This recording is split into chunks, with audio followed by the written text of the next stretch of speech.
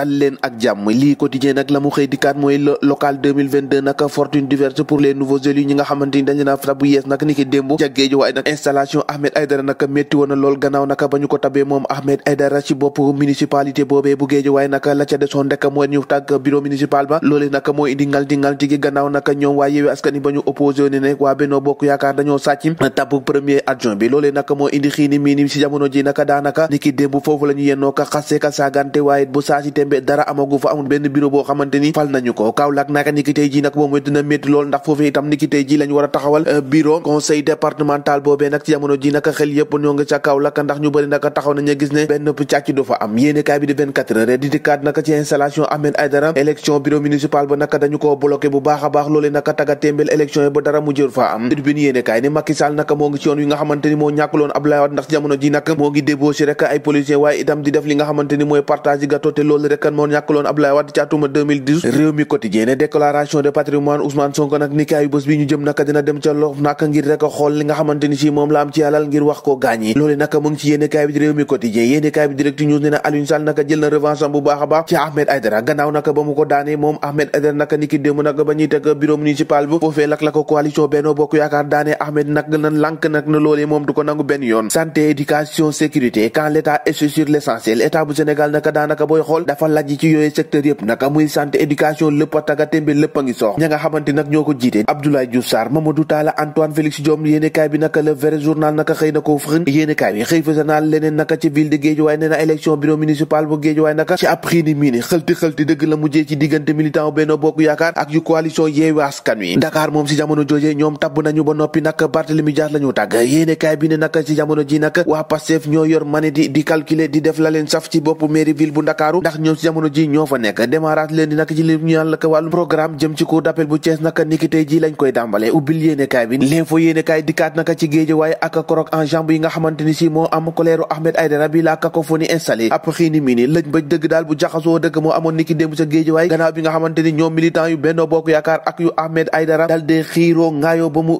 fees del yéene kaay bi bés bi le jour ne installation des maires à maire Ahmed Aïdara désordre et blocage tension pro Bamba Fall à la ville de Dakar loolu yëpp nag yéene kaay bi xëy na ko fësal ndax Ahmed Aïdara nee na la munta nangu rek moo di càcc gi nga xamante ni si moom la ñu bëggoon a sàcc élection yi loolee nag la ñu nekk duñ ci ànd tey duñ ci ànd ëllëg Ahmed Aïdara installé dans le désordre noonu la ko yéene kaay bi di laas koy quotidien yéene kaay bi ne nag daanaka nag mbir mi tàggatee woon na démb lool ba kenn munta am sax liggéey le préfet largue Ousmane Sonko ndax réunion premier municipal bi nag nee na non seulement il est venu mais il est même pas fait représenter vers l'invalidation de certaines mesures prises par le conseil hier le témoin yéene kaay nee na installation Ahmed Aïdara ni ki démb nag gannaaw bi nga xamante ne Aliou Sall da koo dal di piégé Ahmed Aïdara moom disons teew na mer ba futu xultu xiiroo ngaayoo loolu yëpp daanaka am na fa Ahmed Aïdara installé dans la violence l'élection du bureau bloqué loolee la yéene kaay bi di Vox Populi xëy fësale Aliou Sall ak Ahmed Aïdara seen nataal naka fës loolu naka ci biir yéene kaay bi les ministres à l'encore installation mouvementée de Ahmed Aïdara Benno usurpe la victoire de Yewwi Askan Wi loolee la Walfadjri xëy fësale quotidien yéene kaay ne installation mouvementée du conseil municipal tës à Guédiawaye ndax majorité Benno élit Cheikh Sarr comme premier adjoint Ahmed Aïdara nous n'allons pas accepter ce hold-up loolee nag la ko yéene kaay bi xëy fësale nee na lépp nag da koo dal dee bañ ci politique installation à la borne fontaine xeexu robinet dëgg nag lañ fa amal niki démb foofee ca Guédiawaye ci diggante ñooñ Ahmed Aïdara yi ak yu Aliou Sall yi gannaaw bi nga xamante ni si dañoo jàpp ne waa Benno Bokk Yaakaar dañoo sàcc élection yi waaye nag yéene kaay bi ne lu mu ci doon lu ne nag Cheikh Sarr moo am ñeent fukki baat ak ñeent coalition Yewwi Askan Wi am ñeent fukki baat kon kay foofee ndam am na fa tàggat yaram rëg-rëg nag préparé na bu baax a baax ngir rek furduwaay ki nga xamante ni moo di Gouye Gui ndax jàpp na ne ci jamono ji nag da koy daan duma ko yóbbu ndam di Caaroy bàyyi Guédiawaye ak loxoy kese ñoo ko déggandoo jaa ngeen jëf